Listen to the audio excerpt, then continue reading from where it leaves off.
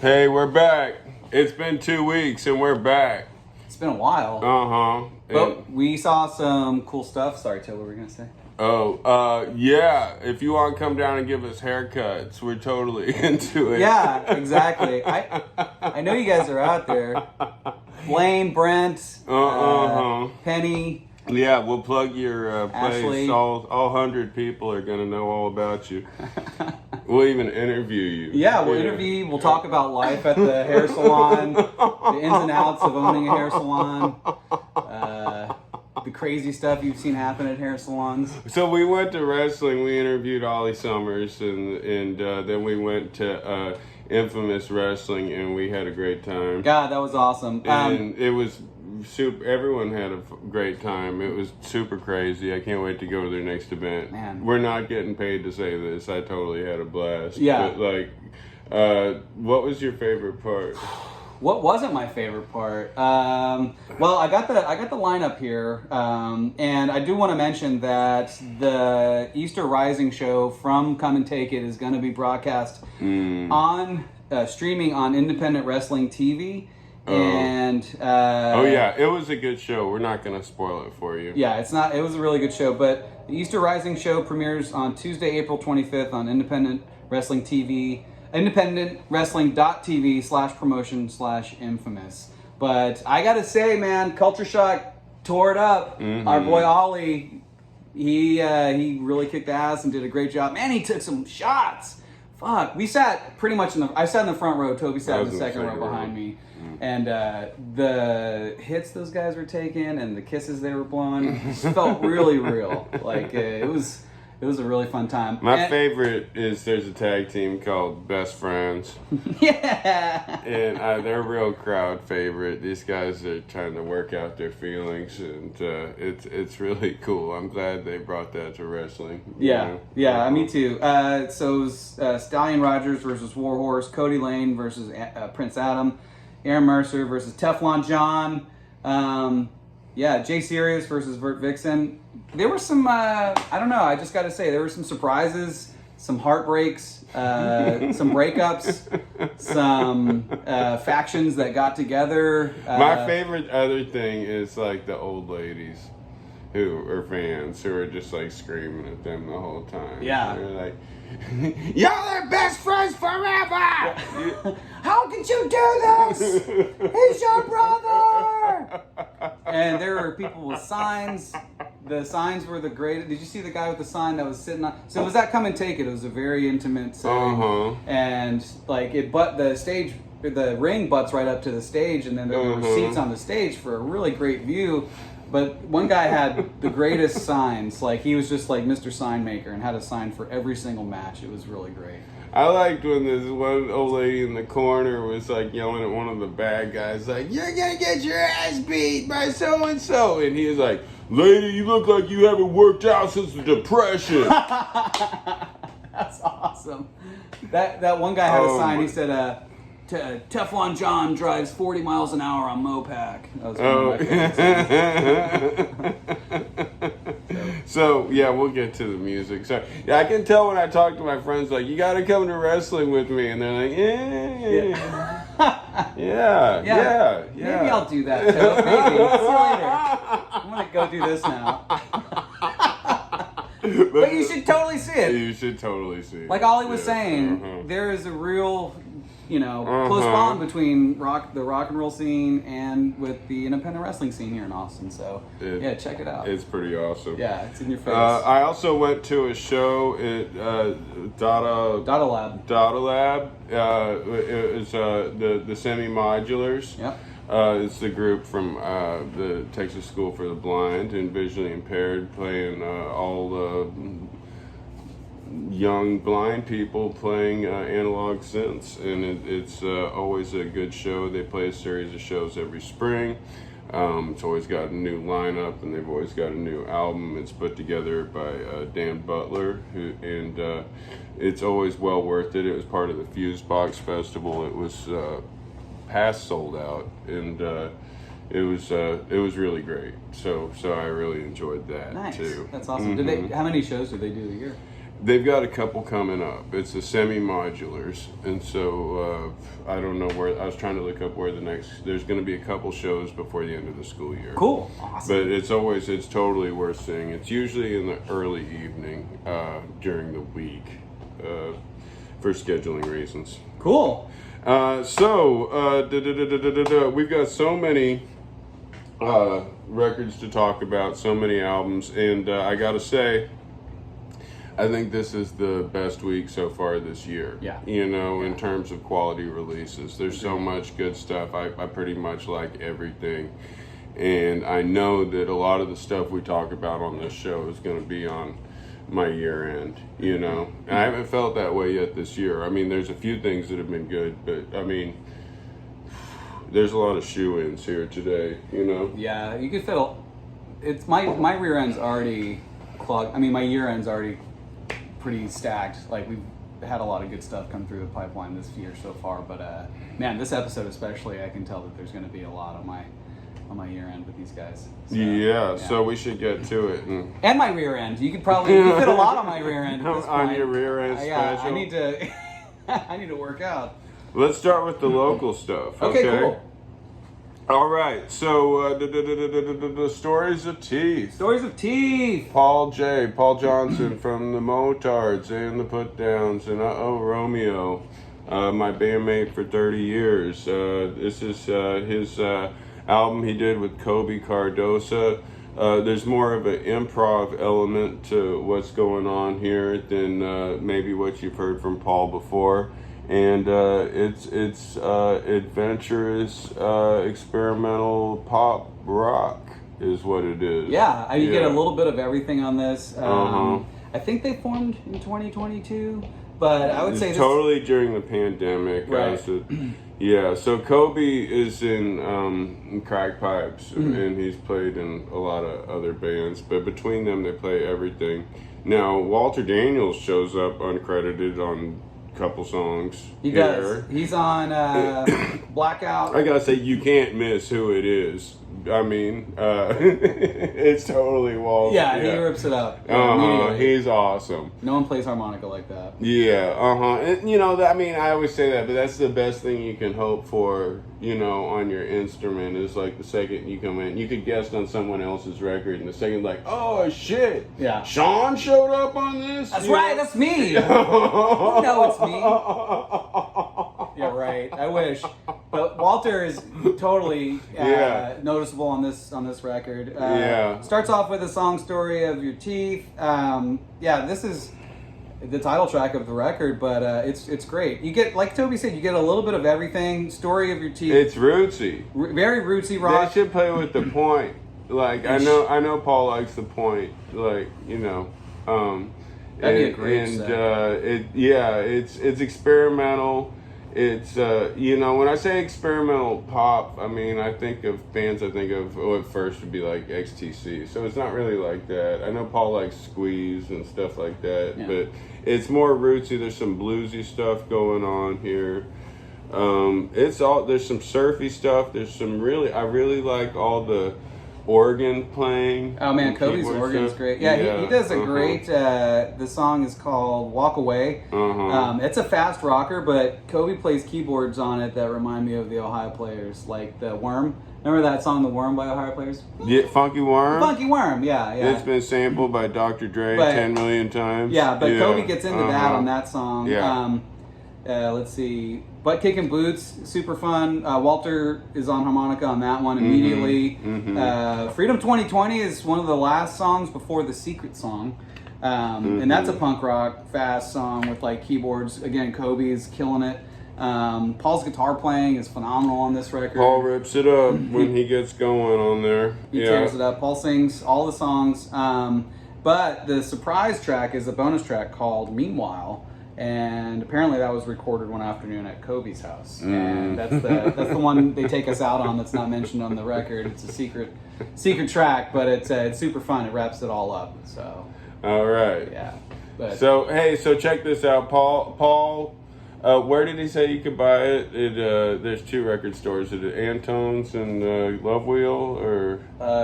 Feel So Good. Did he didn't say Feel So Good. Oh, sorry. Okay. There's two stories. By this, Paul's getting knee surgery right now. He could use your help. So let's see. Yeah, buy that. All right. Buy Stories of Teeth. Stories of Teeth, and the album is self-titled, Stories of Teeth. All right. So we've got another local release. Oh my gosh. Do we ever? Da-da-da-da-da-da-da. Whore of Bethlehem, Ritual of Homicide. These guys were formed in 2009 here. This is death metal black grindcore at its fucking core. This album's awesome. This album is amazing. Released on March 24th on Comatose Music. Comatose Music, Yeah. Ritual of Homicide. I've seen these guys. I saw them at Beerland like 6 years ago or more, and it was very good. And I really wish that I would see these guys play out more. I don't think, like, you know, the whole death metal thing is like, you know, you wait till just the right show. I guess if you're a death metal band, Right. then you kick all kinds of ass, and it costs $30 to get in that Yeah, show. yeah. You know, but like, so they don't like gig around a whole lot. I wish they were opening more like death metal package shows that come and take it Yes, and stuff. yes. You know, I mean, there's a couple other low regional death metal bands I've seen play first, but usually when those package shows come through, they've already got 4 bands. You Right. know. Well, they are playing a package tour with, well, not a package tour. They're playing Texas Dismember Fest 2 at Paper Tiger in San Antonio on May 26th. They're playing a show in San Antonio and 2 shows like near Fort Worth. Mm-hmm. That I saw, yeah, no, but no, it's cool. I wish they'd play more in Austin because, okay, if you like Cannibal Corpse, Napalm Death. Deicide, Dying Fetus, you know, yeah, good stuff. Traditional death metal. It's got all kinds of riffs. Songs I like. Do you have songs you like on here? Fucking Vermin. Vermin kicks all kinds of what a ass. great I'd probably song. start there. The song Ritual of Homicide. At the end, Pseudochrist, Monolith of Cremation. Yeah, it's... Man, what do you got to say about James Vandenberg's vocals? oh, yeah, dude. That guy slays. These guys are awesome. James used to be in Infuriate and Uncleansed, and Carnal Befoulment and Demented Torment. Carnal Befoulment. Yeah. That's awesome. Ryan Sylvie on guitars, Phil King on guitar, James on vocals, and then Alan Berryman on bass. He was in Infuriate and Cathexis.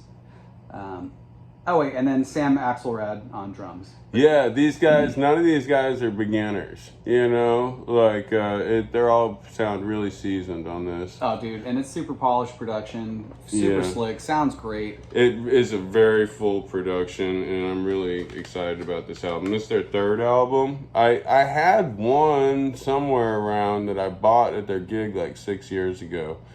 But I'm not sure. I had a couple major moves since then. I'm not sure where that is, but this one, Ritual of Homicide. Do yourself a favor and check it out. I'd like to see them play more gigs, and yeah, I mean that circuit must be hard to break through. I mean, these guys have been a band. They got 3 albums and like what, a decade? Yeah, you know. Yeah. Damn. I mean, and they're so damn good. I want to you see know? them come and take it with Package Tour. Yeah, yeah. Death metal, you know, like that'd be great. The band we saw open up for Municipal Waste, Texas death metal band. Oh yeah, oh dude, I can't believe I'm forgetting their name. It's not Frozen Soul. The other one from Dallas. I bought their T-shirt. Yeah. Fuck, I can't think of their name either. But they should play with Frozen Soul and those guys. Oh yeah. You know, some great Texas. Creeping Death. Creeping Death. Yeah, they're a Texas death metal tour. Yeah. Frozen Soul, Creeping Death, and Horror of Bethlehem. Yes, opening thank up. you. Yep. That would be the bill. Come and Take It or Lost Well. That'd be amazing. They should take it on the road. Yeah. Yeah, that would be the jam right there. All right, so where are we past the local stuff? You pick the next one. Okay, let's do. Let's just do these guys, man. Okay. Well, as big fans as we are of Napalm Death, their side group Venomous Concept has another album entitled Good Ship Lollipop, and it's on a new label. It's kind of hard to get this one. It's on a Decibel Magazine label, which is brand new. And I think it's called, is it called Extrinsic Records? Yeah. Extrinsic Records? Yeah. Yeah. Anyway, this album is great. I was a big fan. I like this album a lot. It's Shane Embry. John Cook, who's also been in Napalm for the last 6 years, is also on guitar here. And Dan Herrera of Napalm was on the last album. He plays drums on this one, right? No, they've got a new drummer. Oh, really? They've got the guy from Cancer. Oh, okay, gotcha. Yeah. But Kevin Sharp from Brutal Truth from Brutal Truth. and Primate, he sings. Yeah, and I think Shane Embry does a little singing on this too. So this album is quite the departure. So their last album was called Politics versus the Erection. Okay, and I don't know if you put this together yet, but the title Venomous Concept is a take on Poison Idea, right? And so they were stylistically very much in the vein of Poison Idea. God, I had an early album there that has a title in Latin, and it was very noisy, intentionally Poison Idea sounding. And then Politics versus the Erection, that came out in the middle of the pandemic. It's got a cover that looks like Mad Magazine with Trump on it, and it's so good, and it's very Poison Idea sounding, but it's very concise and it's well-crafted songs. They've changed it up on this one. This one is got some things that sound like Killing Joke. Oh my god. And Tad. Like it reminds me of Tad. Turbo Negro. Yeah. So I'm thinking another band. I might draw a lot of comparisons. Venomous Concept is Turbo Negro, because Turbo Negro also, when I got hip to them, sounded very much like Poison Idea. Mm-hmm. I mean, if you listen to Ass Cobra. Yeah, absolutely. especially, that is like a Poison Idea album. Yeah, right? absolutely. Man, it's so crazy influential, Poison Idea. Yeah. You know. So anyway, but this one, yeah, they've changed it up. There's some of that, but I'm hearing a lot of like post-punk kind of stuff on here, and it's Turbo Negro. God, there's Killing Joke. Who were you saying before? I was saying Tad. Like Tad, yeah, like Santa or Inhaler. It sounds a lot like Tad, the Inhaler record. It's more accessible than the Napalm stuff. Mm-hmm. You know? Absolutely. This is a great album. I mean, I think you should. The songs, especially Fractured, Flowers Bloom, those have a real like Damned, Killing Joke kind of thing going on. Yeah, Slackjaw. Great song. They've got music videos for this record for Fractured, Timeline, and Voices. That's a good one. And I can. It almost like the vocal style again reminds me a little bit of Killing Joke, and then I hear a little bit of like Buzz's influence from Melvins in a way. You know. Like, well, he was a. And big, I hear original member. like Big Business. You know what this reminds me of sometimes? Big Business or the Bronx. Do you remember those old bands? Yeah. Bronx is about to play in town. Yeah. So maybe their earlier records reminded me a little bit more, but I still hear that type of influence. So, but definitely Poison Idea. Holy shit. Yeah. So yeah, they used to be completely that sound, and now they're kind of breaking away from it. But this is a really good record, and the more I listened to it, the more I liked it. When I first put it on, I wanted to hear more of what they were doing on Politics versus the Erection. Now, if you want to hear a straight out, hardcore record, that one. But this one is well crafted and going in a really cool direction. So it was a little more expensive, but it's a great record. And it's their fifth full length, and I can't believe they've been around since 2003. Like that's a long time. I can't believe that Shane Embry has time to do anything when he's not playing like 200 plus shows a year with his 7 other bands. Yeah. But wow, good job. That's an awesome record. Okay, so let's go to Finland. for Rotten Sound. This is some awesome grindcore. Oh my god, man. This is brutal grindcore. It'll make you want to just run full speed into a brick wall. Punishing grindcore. Great production. These guys have earned a reputation for being one of the most intense bands on the Scandinavian metal grindcore death scene. So, been around since '93 from Vasa, Finland. Vasa on the west coast of Finland. Just their 8th studio It's called record. Apocalypse. They've been around since '93. This is their 8th studio record, and they've been through some lineup changes, but the consistent members are Keijo Ninima, vocals, and Mike Alto on guitar.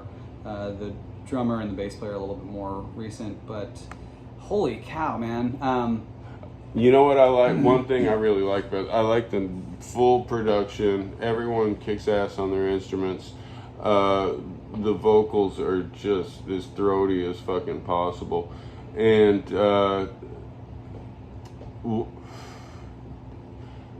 it's it's as intense as any of the new Napalm stuff. Exactly. You know? Yeah. But here's what I was gonna say: is a lot of the grindcore. My pet peeve with a lot of grindcore stuff that I've been hearing is a bass player.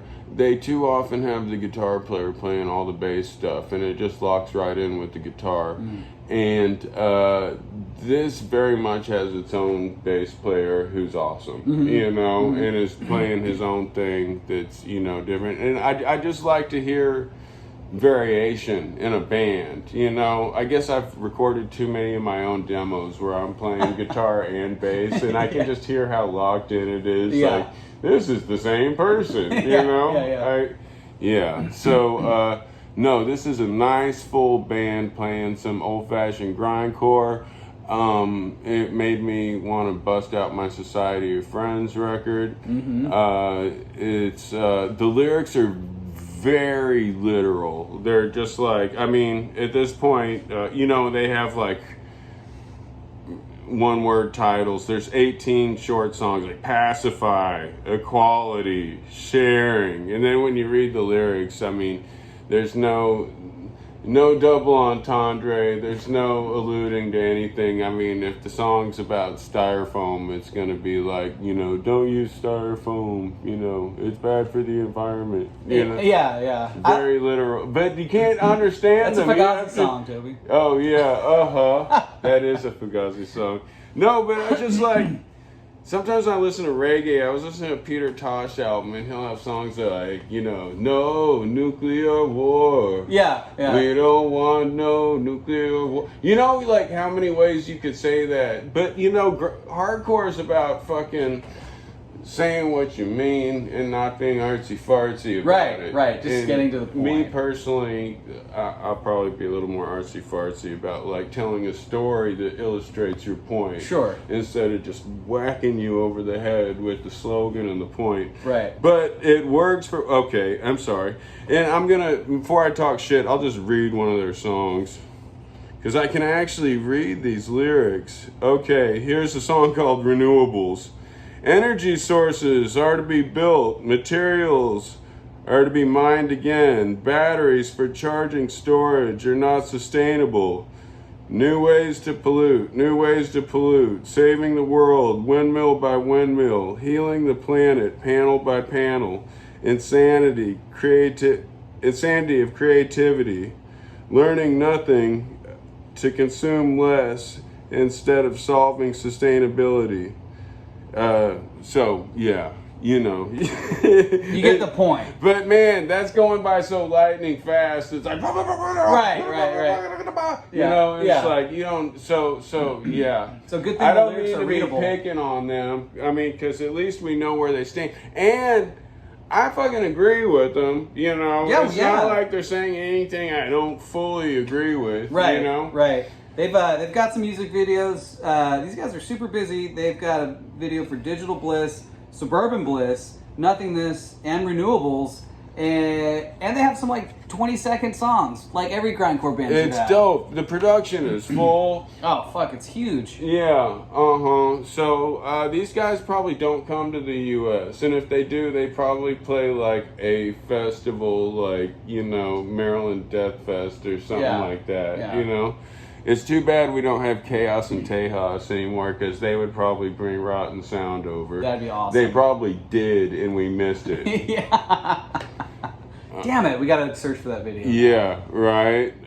But I would love to see Rotten Sound. Hopefully they go out with Napalm Death or someone, you know. That'd be amazing. Fucking awesome band. Good stuff from Finland. And Rotten here's Sound, a Apocalypse. segue. Oh, wait, no. Where should we go? Here, might as well go to this. Here's a band you've never heard of. We're going to get really obscure now. Kiss. Off the Soundboard. Poughkeepsie, New York, November 28th, 1984. So I was having a discussion with Toby about who the heck the guitar player was on this record, and I couldn't figure out. If you're a Kiss nerd like me, you know what this is. I didn't know if this kind was of the Bruce- holy grail. Yeah. Of mysterious Kiss shows. It's the one full show they played with Mark St. John on lead guitar. 1984? November 28th, 1984. Yeah, so Animalize had just come out. That album sucks. It's kind of a Paul Stanley solo album. Now, don't get me wrong. The song Heaven's on Fire is great live. But, so, I mean, Kiss, so what happened, and everyone who's a Kiss fan knows this, is Mark St. John was brought in to replace Vinnie Vincent after Lick It Up, and he was a hotshot shredder guitar player, and he had some kind of syndrome, something that's obscure, that's kind of like arthritis, and he quickly couldn't play, and they had to bring in Bruce Kulick to replace him, and they had a couple shows where Bruce Kulick played half and Mark St. John played half, and then there was, I guess, one show where Mark St. John played the whole thing, and then they stayed with Bruce Kulick, who had already replaced him through the whole European tour before that. And so, but this is that and show, then Bruce, right? So this is the one full show in Poughkeepsie with Mark St. John on guitar, and he's fine. He's great. He kills it. Yeah. Now the guitar solo on here, you have to read the liner notes, is a Paul Stanley guitar solo. Oh, okay. I didn't know that. And it is weak. Like, I mean, like, you know what it sounds like? It's like you went to band practice, and it's like your first time jamming with these guys, and you're gonna show them a riff, you know? Like, I've got this thing. It goes like this. Wait. Man, okay, now Gene Simmons solo on here. I know, like, you don't listen to album for the fucking solos, but Gene Simmons, after all these years, if you go see Kiss, like, he would do a bass solo in the 70s before anyone heard of fucking pedals, where he would just put a shit ton of effects on his bass and play two notes and then, like, spit blood. You know, it'd be like, yeah.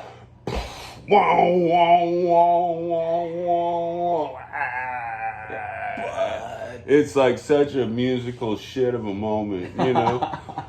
And then when you see him now, like, people still want him to do the classic solo, which is just like, what new pedals did Gene get? He's going to play two notes, you know, and then spit blood, you know? Yeah. But Eric Carr fucking rips it up on this. Well, he sure does, man. He is, I mean, people my favorite Kiss drummer. posthumously love Eric Carr. Yeah. I mean, he is the best Kiss drummer. Yeah, he's awesome. Just listen to his playing on I Love It Loud, you know. Right. It's just so fucking on point, right. you know. Right. So, yeah, so there's a lot of songs on this.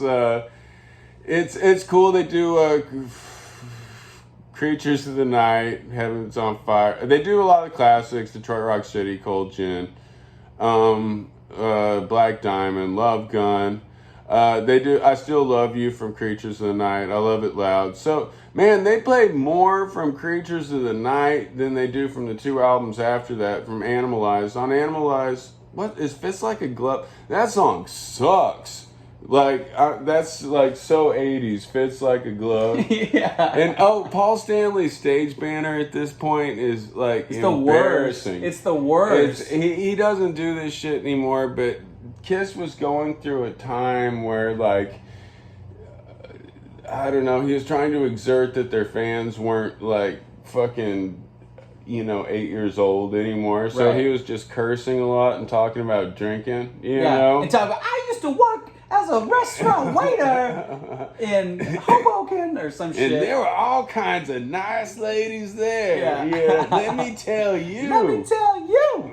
And here's the whole cold gin thing that we've all heard a billion times. Here's one thing that's interesting, though. Paul's voice is already going out in this record. Well, that's the thing I like about this record is there's no overdubs. This is straight off the soundboard. Yeah. And so you hear all and this is before they had any kind of vocalizer live. So when he hits a bum note, you hear it. Yeah. Yeah, absolutely. But, when you're at the show, you're like, okay, his voice is sucking, but this show is crazy. You know? Right, yeah. But, yeah. Because there's so many hot chicks out here tonight. I feel like the Red Cross because I'm giving out so much water or some shit. Like, what? Yeah, it's the weirdest fucking stage banter. What was he going for? Anyway, he was trying to talk to his There crowd. was a lot of... I can't Like imagine adults or being something? like 30 and like talking up irresponsible drinking to a bunch of 14-year-olds. Yeah, You know? yeah. He didn't... Anyway, he was doing some of that around this time. It's I worth a I know listen. I sound like a fucking dad at this point, and I was in the Motards and we did that, So, but we were a little bit younger than that, and it wasn't an arena, Okay. I worked as a waiter. Under the Gun. War Machine sounds awesome. This is totally fun. I enjoyed it. Super fun. Creatures of the Night is my favorite one on this whole record. But Creatures of the Night sounds awesome. Yeah.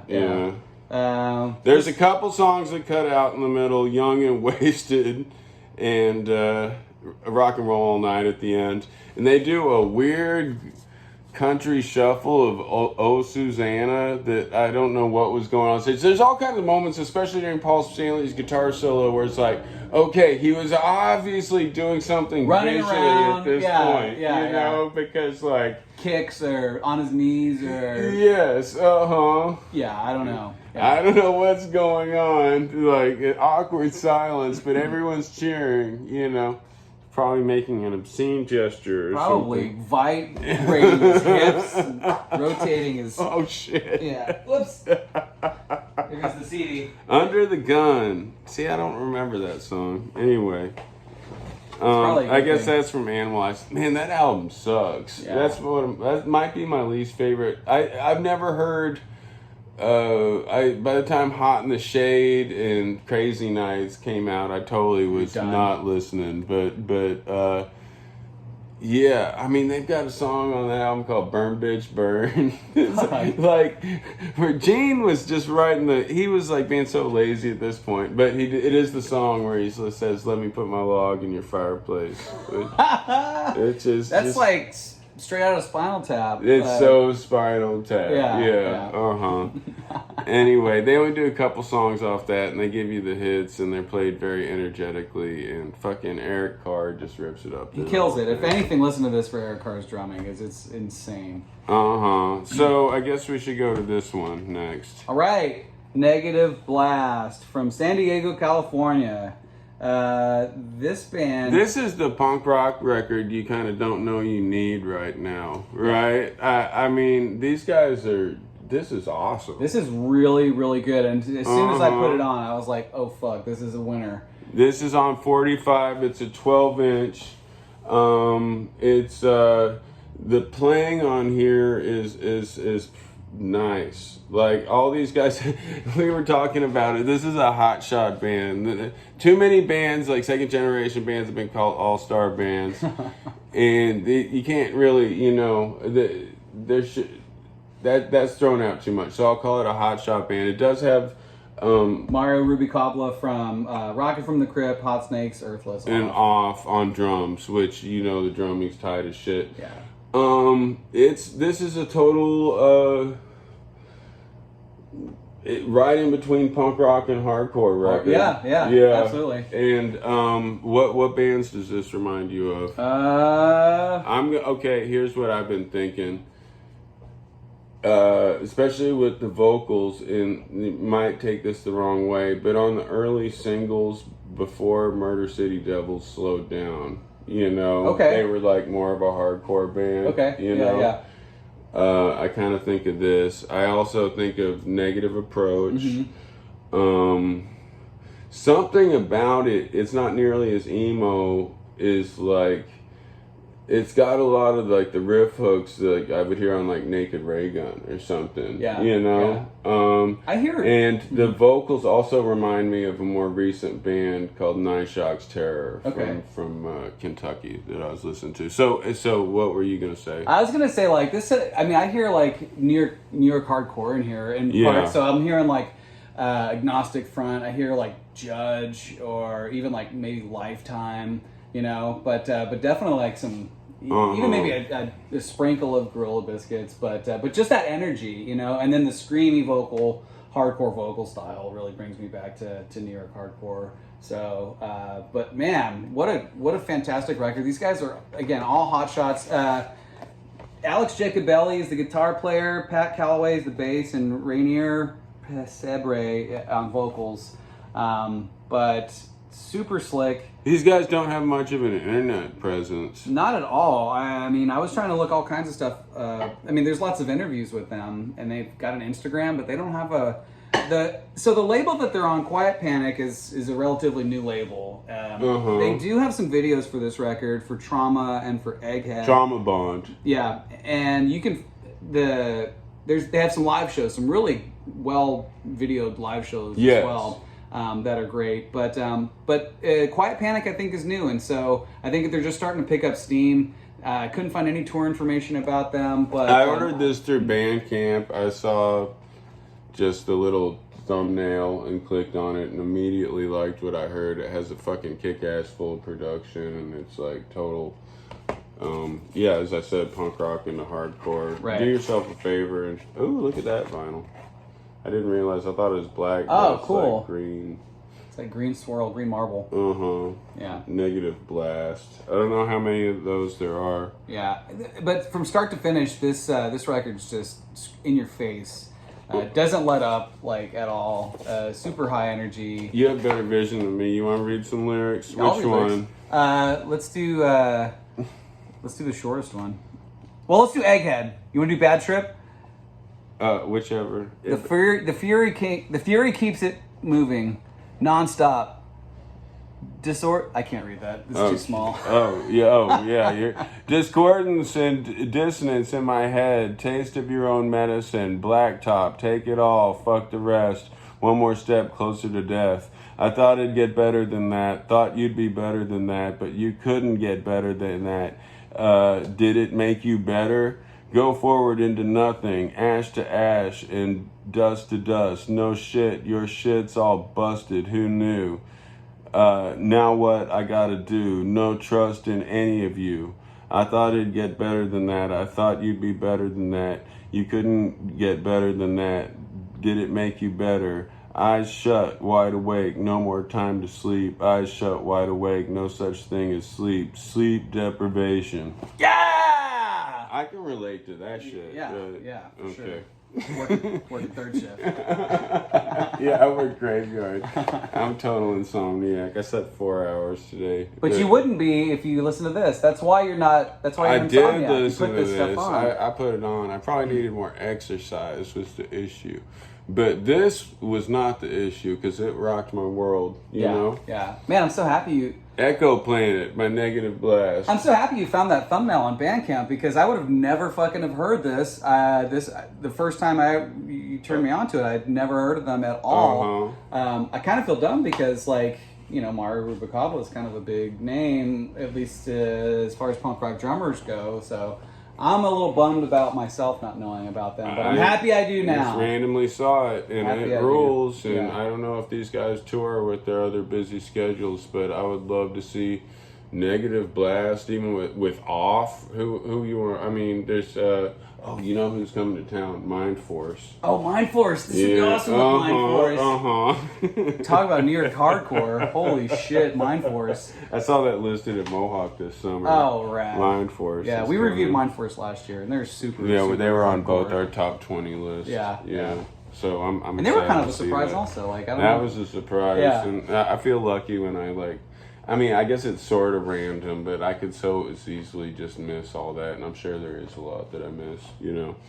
But, okay, here's a band we're very familiar with, Mudhoney, Plastic Eternity by Mudhoney, their new album, and I have not listened to a Mudhoney album since we've become Translucent in 2002. Wow. And I like that album.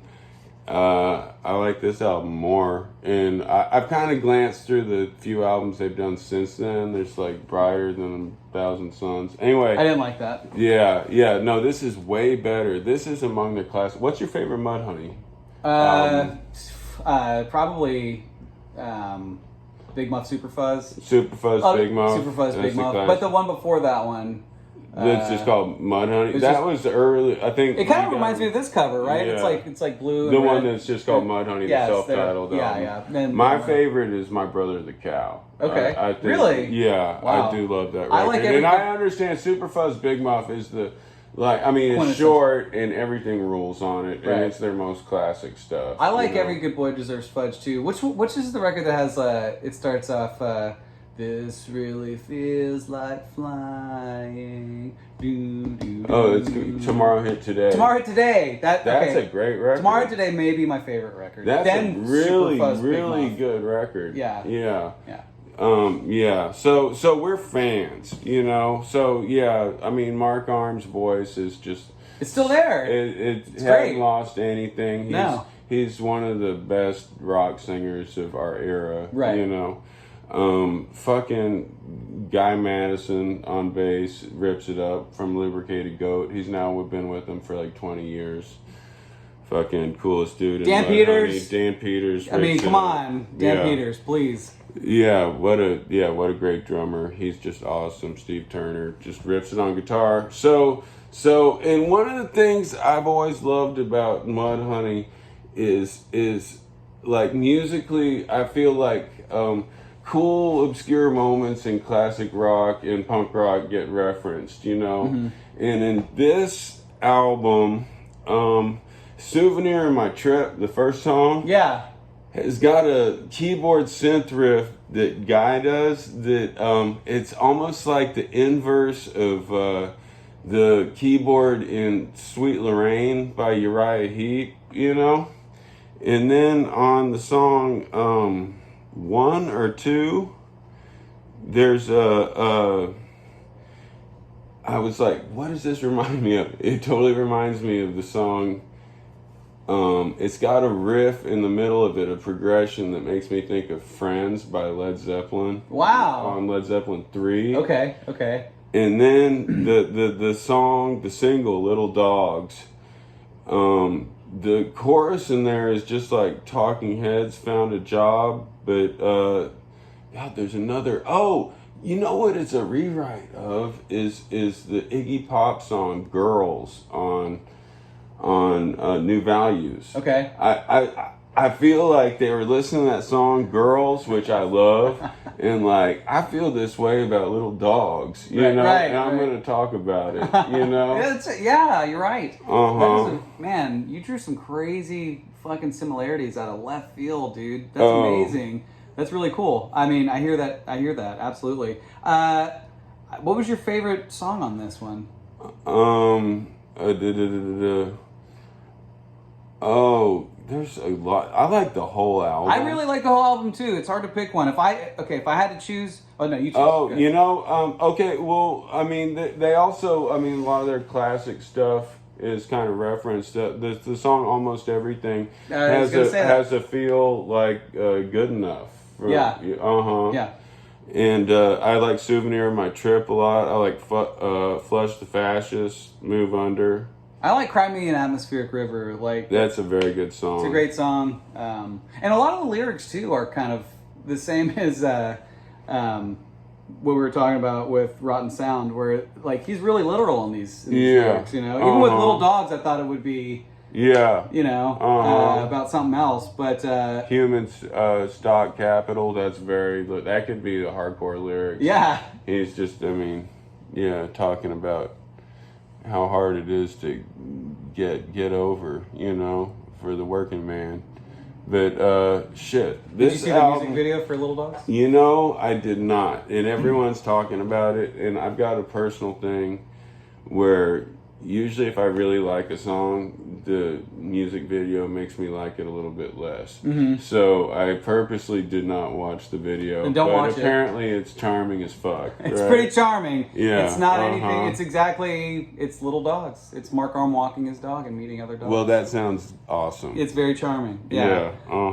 It's not a live show. It's nothing crazy. So. But this is gonna be on my year-end list. Yeah. You know. I'm so happy that that's the case. This is a great record. I was really worried about this. Like, I was like, new Mudhoney, don't let me hate it. You know, like, I really want to enjoy this. And it's they gave us first song. I was they seem to be cut like back. totally in touch with what Mudhoney fans want to hear from Mudhoney. Right. You know? Yeah. Yeah. I think they're a little bit past all the obscurity, and I think they thought about these songs too, and maybe they were listening to a lot of their Had time over the pandemic to stew on this. Yeah, exactly. Yeah. But this is the best Mudhoney album in years, so you should really pick it up. Yes. This is the best album since Tomorrow Hit Today, and it's probably better than that. It might be better than that record. I don't know if it is. Well, maybe. I have to listen to it more. Maybe. It's getting there. It's on par with their best. Every Good Boy Deserves Fudge. Yeah. Hit Today. Easily. Easily. Yeah. So you shouldn't miss Plastic Eternity by Mudhoney. It's awesome. It's great to hear these guys kicking so much ass. After all this time. And you can check them out at Antone's in November. They November were great 5th. last time they played Antone's with Cherubs. That was a good show. I last saw them at Come and Take It in Houston about 4 years ago. Come and Take It in Houston? Yeah. Oh, okay. And Cherubs opened for them. Oh, so Might it's have the been same tour. same tour. Yeah. All right. Okay. So Toby's got a surprise. I do have a surprise. Oh, so we're gonna play. I haven't decided what we're gonna play yet, but check this out. Dun, dun, dun, dun, dun, dun. These things, I had this on pre-order. This is the Orange O bass, and I've had it on pre-order since last September, and it's pretty fucking dope looking, right? But I'm gonna tell you straight up, if you're a bass player, this thing sounds awesome, but here's my only criticism of it. Oh! Watch out! If you're not more than 5 feet tall, you're gonna have to hold this thing up, right? Because this is its natural balance, like this. But it's got a super chunky fretboard, and it sounds bassy as fuck.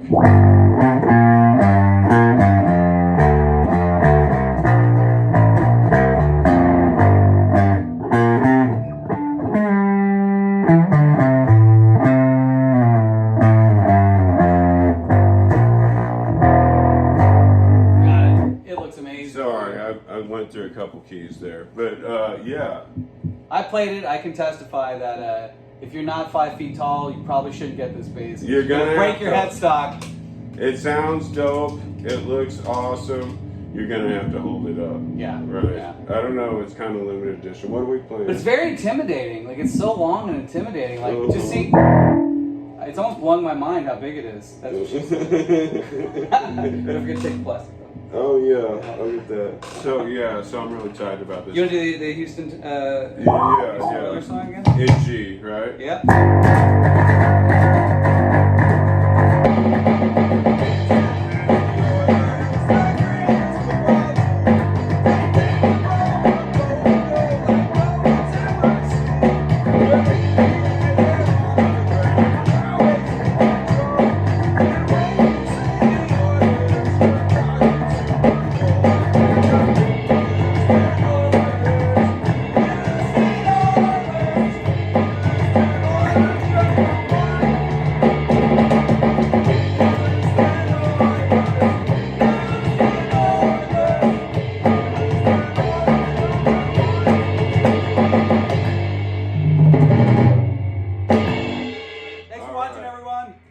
next time. Thank you.